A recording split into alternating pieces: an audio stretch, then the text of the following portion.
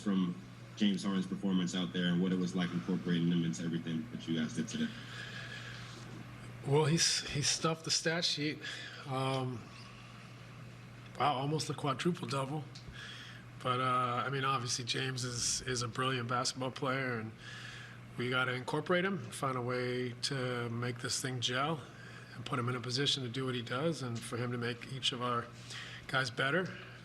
But he, got to the line 15 times. He made threes, 12 rebounds, 14 assists, 4 steals. We know what he is. He's a world-class basketball player. So we'll continue to build and get better and try to figure this out where everyone is, a threat, and we make each other better. Michael Grady with Yes Network. And Coach, in what ways did James exceed your expectations in a debut?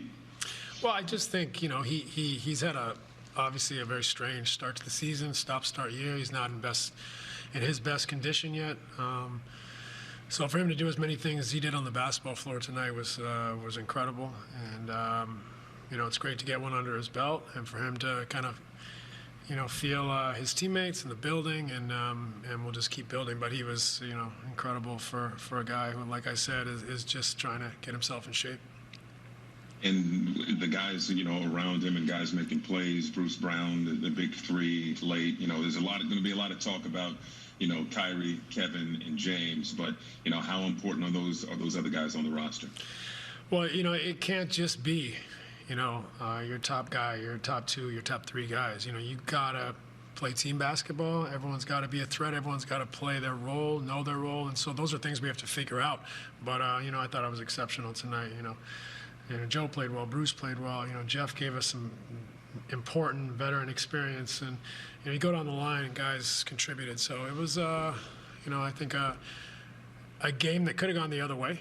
It took us a while to find it and to pull away, but it wasn't clean at all. It wasn't easy, but that's a tribute to their team, and but we got a lot to build on. Brian Lewis with the New York Post. Hey, Steve, it's obvious it's only one game, short sample size, but I mean, when James says, well, I'm going to facilitate, and I'm going to pass, and I'm going to make my teammates better and do all those things, it's different from saying it's actually going out and doing it. How encouraging was it for you to see the way he threaded passes, the way he rebounded, the way he did all of those things that he was saying he was going to do? Yeah, I mean, I can't say I'm surprised. We've had a pretty big sample size of him doing that the last 6 to however many years he's been in the league. But it's not easy. Like we said, he's not in his best condition yet. He's joined a new group, with basically no practice time, and figured it out on the fly. So, I think, he had a bunch of turnovers tonight that are just because he's new to the team and group, and you're thrown out there in an NBA game where the other team's an excellent coach basketball team, and they're going to scheme and they're going to make it difficult. And so those types of things are normal, but all the things he did accomplish on the floor were incredible for his first evening. Malika Andrews with ESPN. Hey, Steve, I have 2 for you. First, when you were watching from the sidelines, could you see, oh, yes, I see how Kyrie's going to fit in here, boom, it's going to be easy? Or were you looking at it saying, okay, maybe there's some things that we're going to have to grow and adjust to fit him in here too?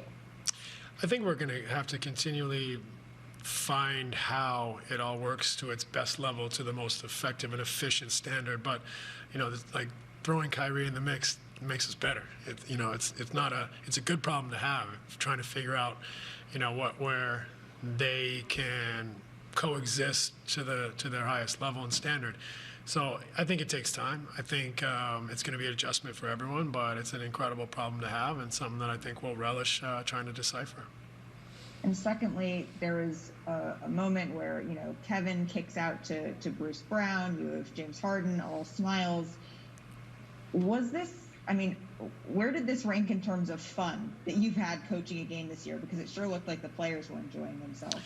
Yeah, I think everyone was excited. You know, it's obviously you bring a player of James' caliber and his excitement to be here, and everyone was excited. And you know, it's been a fun few days. I mean, as far as the performance, gosh, my head is spinning. Who did we play 3 nights ago? No, three games ago at home. A very good team. Denver. We played Denver. That was a fun evening. We played in New York and had an excellent short staff game where guys moved the ball, played together, and then tonight again, you know, found a way to win. It's been a fun few games for us, and we needed them. We need to build. We need some positive energy because, you know, we've had some difficult times this year as well. And but tonight, we guys enjoying what they do. Ian Begley with SNY.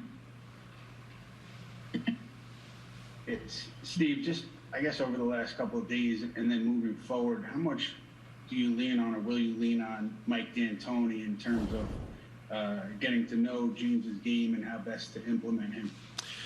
Well, I think it's, you know, an invaluable resource. I think it'd be silly not to really, you know, lean on Mike for all of his experience with James and their familiarity and how and what James likes and how he works best. So, you know, those are conversations that I'll have with James, but we'll all have as a group and a staff. And Mike, obviously, with his insight and his relationship with James is invaluable.